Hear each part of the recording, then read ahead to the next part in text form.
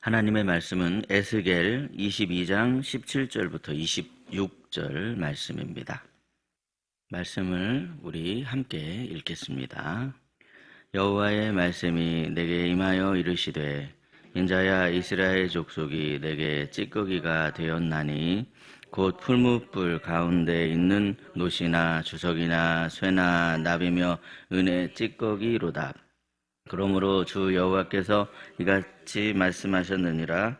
너희가 다 찌꺼기가 되었은즉 내가 너희를 예루살렘 가운데로 모으고 사람이 은이나 노시나 쇠나 납이나 주석이나 모아서 풀무불 속에 넣고 불을 불어 녹이는 것 같이 내가 노여움과 분으로 너희를 모아 거기에 두고 녹이리라. 내가 너희를 모으고 내 분노의 불을 너희에게 불면 너희가 그 가운데에서 녹되 은이 풀무불 가운데에서 녹는 것 같이 너희가 그 가운데에서 녹으리니 나 여호와가 분노를 너희 위에 쏟은 줄을 너희가 알리라. 여호와의 말씀이 내게 임하여 이르시되 인자야 너는 그에게 이르기를 너는 정결함을 얻지 못한 땅이요 진노의 날에 비를 얻지 못한 땅이로다 하라. 그 가운데에서 선지자들의 반역함이 우는 사자가 음식물을 움킴 같았도다. 그들이 사람의 영혼을 삼켰으며 재산과 보물을 탈취하며 과부를 그 가운데 많게 하였으며 그 제사장들은 내 율법을 범하였으며 나의 성물을 더럽혔으며 거룩함과 속된 것을 구별하지 아니하였으며 부정함과 정한 것을 사람이 구별하게 하지 아니하였으며 그의 눈을 가리어 나의 안식일을 보지 아니하였으므로 내가 그들 가운데에서 더럽힘을 받았느니라. 아멘. 오늘도 이른 새벽에 은혜로 하루를 열어가고자 주님 전에 나오신 저와 여러분의 삶에 하나님이 부어주시는 은혜가 가득 넘치시기를 예수님의 이름으로 축복합니다. 우리 하나님은 어떤 분이십니까?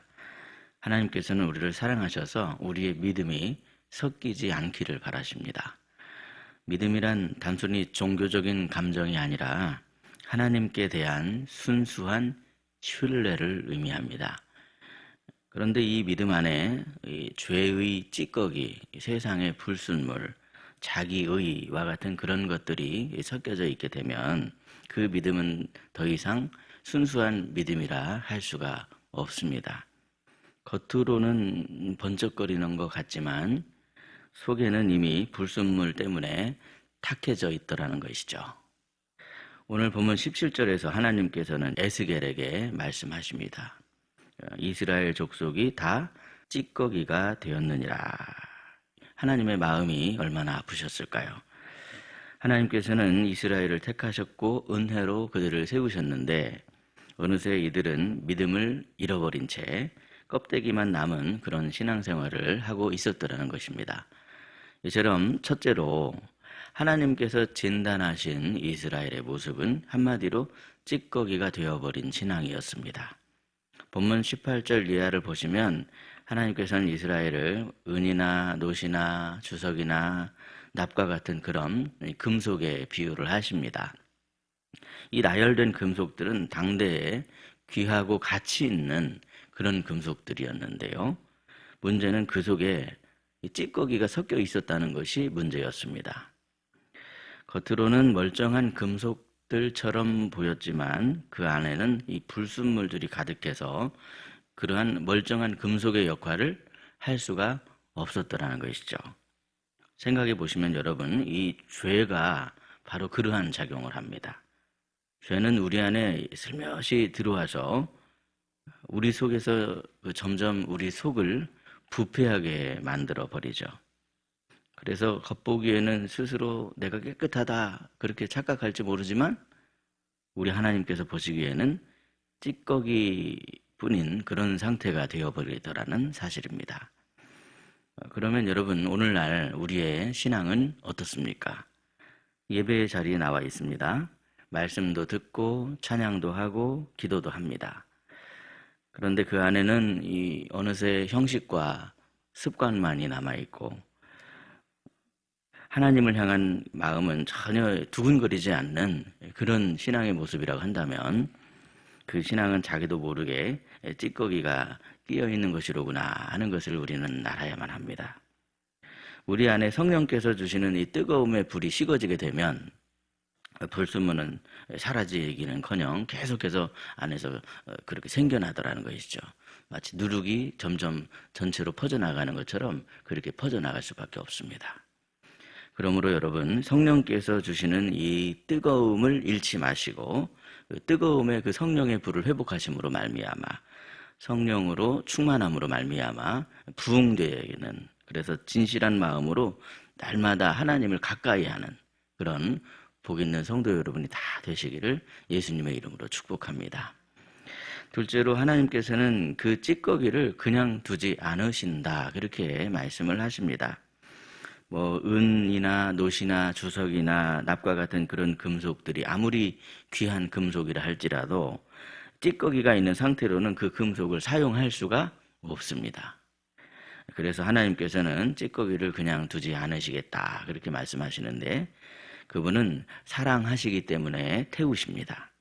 그래서 오늘 본문 20절을 보시면 이렇게 말씀하시는데요. 우리 20절 말씀을 함께 읽겠습니다. 시작. 사람이 은이나 노시나 쇠나 납이나 주석이나 모아서 풀무불 속에 넣고 불을 불어 녹이는 것 같이 내가 노여움과 분으로 너희를 모아 거기에 두고 녹이리라. 아멘. 사랑하는 여러분, 사람들은 대부분 풀무불을 꺼려하고 싫어하죠. 왜냐하면 이 풀무불이 고통과 고난을 상징한다고 하는 것은 누구나가 다 알고 있는 사실이기 때문에 그렇습니다. 그러나 이 믿는 자에게 풀무불은 심판이 아니라 믿음의 순수함을 되찾아주는 정화의 자리임을 우리는 기억해야만 합니다. 하나님께서는 절대로 우리를 망하게 하시려고 불 속에 집어넣으시는 분이 아닙니다. 우리를 다시 이 순금처럼 만들어주시기 위해서, 다시 순수한 신앙으로 우리가 회복되게 하기 위해서 불을 사용하시는 분이시더라는 것이죠. 사실 우리는요, 하나님의 은혜의 불이 없으면 내 스스로 자기의 의를 버리지 못한 채 내 힘과 내 방법에만 몰두하며 내 욕심을 버리지 못하는 그런 때가 얼마나 많은지 모릅니다. 무엇보다 여러분, 구원은 절대로 내 힘과 내 방법으로 이룰 수 있는 것이 아닙니다. 그런데도 이 사람들은 그 구원도 내 힘과 내 방법으로 이룰 수 있다, 그렇게 착각하고 있는 경우가 얼마나 많습니까?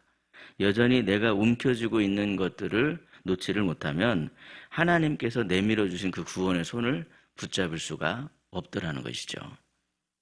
우리는 내가 집착하며 움켜쥐고 있는 것이 마치 엄청나게 귀한 보물이라고 그렇게 생각을 하는데 사실은 영생을 얻지 못하도록 방해하는 불순물인 경우가 얼마나 많은지 모릅니다. 하나님의 은혜의 불을 통해서 이 움켜쥐고 있었던 그런 불순물들을 얼른 놓아버리시고 하나님의 구원의 손을 꼭 붙드심으로 말미암아 날마다 하나님을 대면하는 그러한 순수한 믿음으로 회복되는 저와 여러분이 되시기를 예수님의 이름으로 축복합니다. 셋째로 하나님께서 우리의 삶에 풀무불을 허락하시는 이유는 순수함을 잃어버린 신앙으로는 하나님이 아무리 많은 은혜를 부어주셔도 은혜가 되지 못하기 때문에 그렇습니다.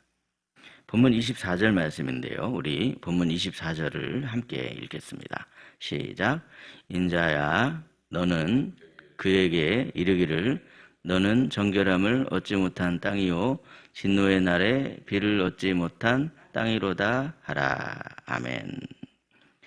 땅에 비가 내리지 않으면 메말라 버리고 식물이 자랄 수가 없습니다. 순수함을 잃어버린 신앙은 마치 이 땅을 향해서 엎어놓은 그릇과도 같아서 아무리 소낙비를 퍼부어 주신다 할지라도 그러한 그릇에는 은혜의 담비가 한 방울도 담길 수가 없습니다.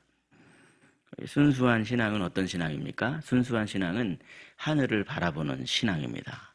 순수한 신앙은 십자가를 향하는 신앙입니다.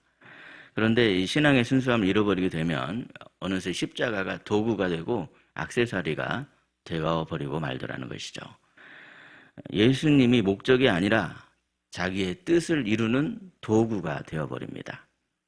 우리의 신앙생활의 목적은 하나님이 인도하심을 따라가는 것이고, 그렇게 우리가 하나님의 인도하심을 따라갈 때 하나님이 부어주시는 그러한 은혜를 넘치도록 받을 수가 있는 것인데, 불순물이 섞이게 되면 내가 내 뜻대로 내 마음대로 하려고 하고 어느새 하나님도 내 마음대로 조종하려고 하는 그런 불순물이 섞여있는 신앙이 되어버리고 말더라는 것이죠. 순수한 신앙을 잃어버리면 이 기도도 불순물이 섞여져 버리게 됩니다. 먼저 하나님의 뜻을 구해야 되는데 먼저 하나님의 뜻을 구하는 것이 아니라 내 뜻을 이루고자 하는 그러한 마음만 커져가더라는 것이죠. 그런데 그처럼 땅만 바라보고 있는 불순물이 섞인 신앙으로는요, 하나님의 은혜를 제대로 얻을 수가 없습니다. 그것이 바로 이 진정한 축복의 원리로구나. 왜 하나님께서 먼저 하나님의 나라와 하나님의 의를 구해야 된다고 말씀하고 있는가?